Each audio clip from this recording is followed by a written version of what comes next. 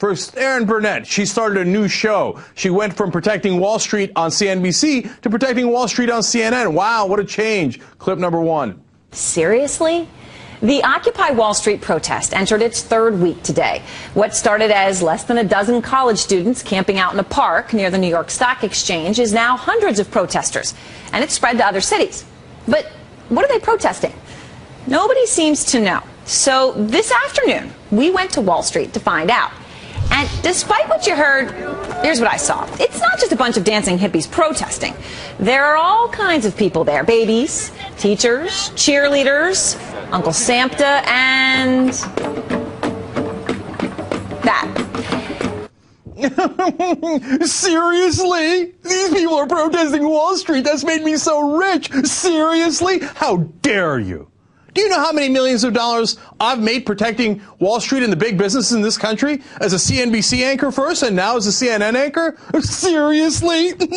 Seriously, have you ever seen anything so smug in your entire life?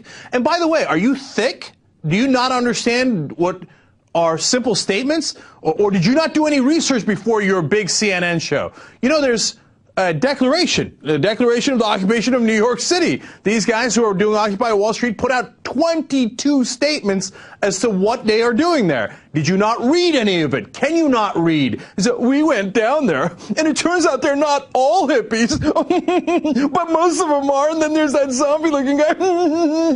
Whereas CNBC reveled in and helped to start the Tea Party movement where they dress up like colonial clowns. But Erin Burnett was never smug about that because the Tea Party never did the sacrilegious thing of challenging Wall Street, who she's there to protect on television. Okay, in case it wasn't clear enough to you, let me read you 4 out of the 22, Erin. Let me educate you. So, point number 1. They have taken, this is one of the things that they say, they have taken our houses through an illegal foreclosure process despite not having their original mortgage. This is obviously referring to the banks. This statement is only 1,000,000% true. In fact, there's a giant lawsuit over it right now, and the attorney generals of the different states are in different camps on this. Some think there should be a settlement, others think that they shouldn't be because there would be absolving them of liability too much. Have you read any of this, Erin? Seriously? Are you doing a TV show? Is that what's going on? Seriously? All right, let's go to point number 2. They have taken bailouts from taxpayers with impunity and continue to give executives exorbitant bonuses.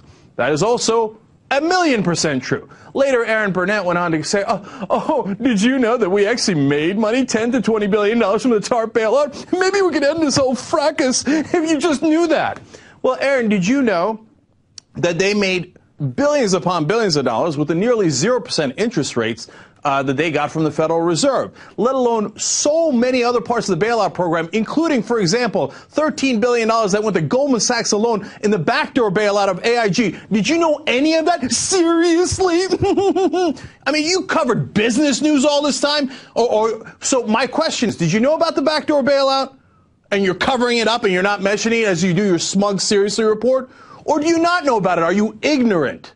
Those are my questions. How about all that money? Look, understand the 0% interest rate scam, right? If I gave you, for example, one of the reports from Bloomberg is that they got $1.2 trillion in basically free money, which then they gave back at some point. But if they kept it as an example for a year, do you know how much money you could make off that? If I gave it to you and you got it at nearly 0% and then you sold it back either to the government at 3 to 4% for treasury bonds or in other vehicles for even higher interest, well, you would have made tens of billions of dollars according to the different banks that got all the different money. Those tens of billions of dollars for free, and you don't understand any of that, and you covered business all that time? And by the way, where were you? You were on air during the whole debacle as we led up to 2008 and the derivatives games that they were playing that were so dangerous that wound up collapsing the economy. How many reports did you do about that on CNBC? Oh, you did 0. Seriously? Do your job.